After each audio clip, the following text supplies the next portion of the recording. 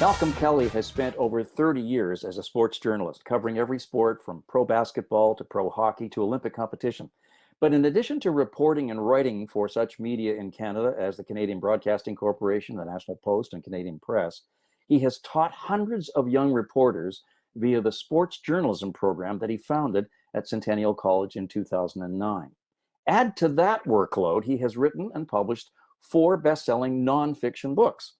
Now, he's turned to 2 of his lifelong passions, military aviation and fiction.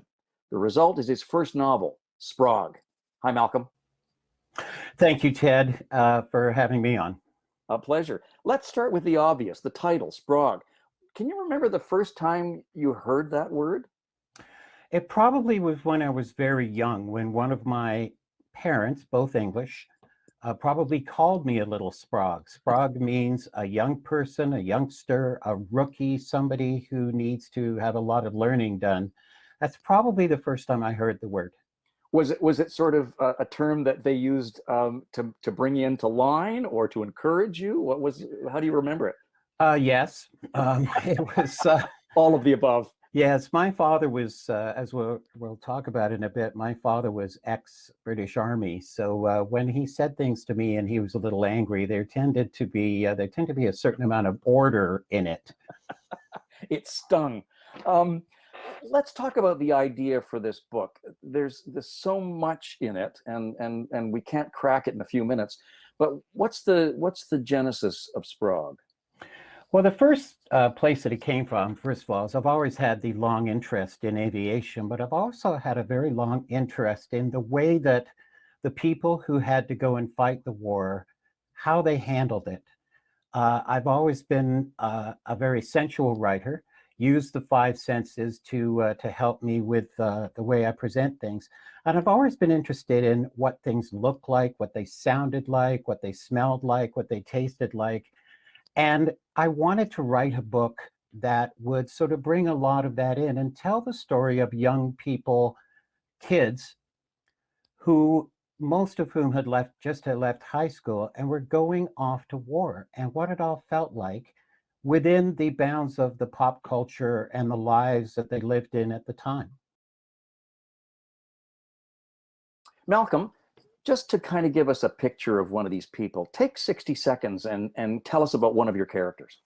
Sure. Clay Taylor, who's from Abilene, Texas, is a graduate of Abilene High School, where he played football for Coach Dewey Mayhew, who's very famous in that area. He went 1 year to the University of Texas, wanted to get involved with the war before Pearl Harbor, realized that without 2 years in at the university at that point, he could not join the Navy or the Army Air Force, which at the time was the Army Air Corps, so because he wasn't allowed to. So he comes north, as so many Americans did, to join the British Commonwealth Air Training Plan. And he was one of so many Texans who came north, by the way. They called themselves the Royal Texas Air Force. And he's a 19, 20-year-old of his time. He loves Artie Shaw. His favorite song is Frenesy. He's very into the music culture of the time and all the books that everybody was reading at the time. And he's a child of his time. And so he comes up and he joins the British Commonwealth Air Training Plan. And he's one of the main characters that we have in Sprog. You mentioned music. I know from having spoken to you before and often about this project as you were writing it, there's a musical connection to the origin of this book too, isn't there? Yes, there is. Jack de Keyser, who is one of Canada's top bluesmen, I think Canada's top bluesmen, he wrote a song in the 1980s called There Was a Time.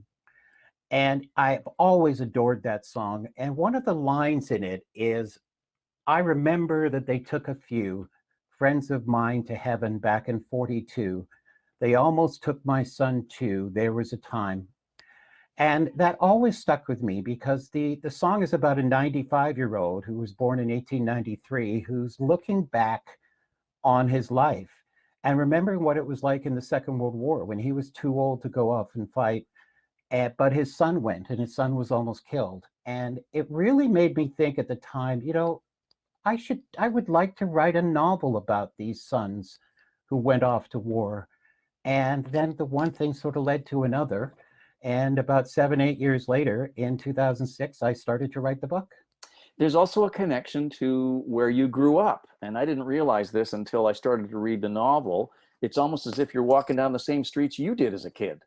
Well, they always say, of course, that you write what you know. So I couldn't help myself. Since I had to have a Canadian character joining the BCATP, I created Arthur Conan Doyle Fletcher, whose mother named him that because she loved Sherlock Holmes.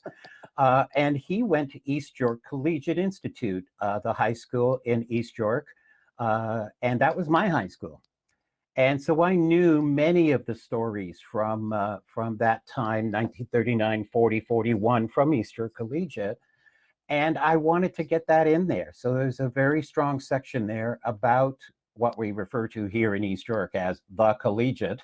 Yeah. And all of the people who were there, the characters who were there, and the coaches who were there, Hager, Holland, Miller, and all of that, they're all in there. So I was just writing what I knew. You have that wonderful knack in this book of keeping, in spite of the fact that it feels sometimes like you've got one foot on a boat and one foot on the dock, that the boat being the novel and the dock being the history, you manage to keep it together very beautifully in here. But one of the things that I'm finding quite exciting is that it obviously speaks to young minds. Mm-hmm. I'm embarrassed to say that I was born right after the Second World War, and it took many, many years for me to take time and build the courage to ask my folks what it was like to go through the war. It's very different today. You and I have both taught young people, and we're getting a strong sense that they're different than we were about wanting to know about that era.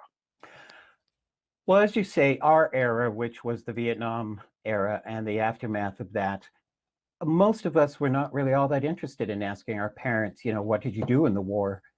And I don't think that our parents, and our fathers especially, but our parents as a whole, because I like to consider my mother a combat veteran because she was a Blitz survivor, had her whole street wiped out by a mine, an aerial mine in November 1940 in Bristol, England.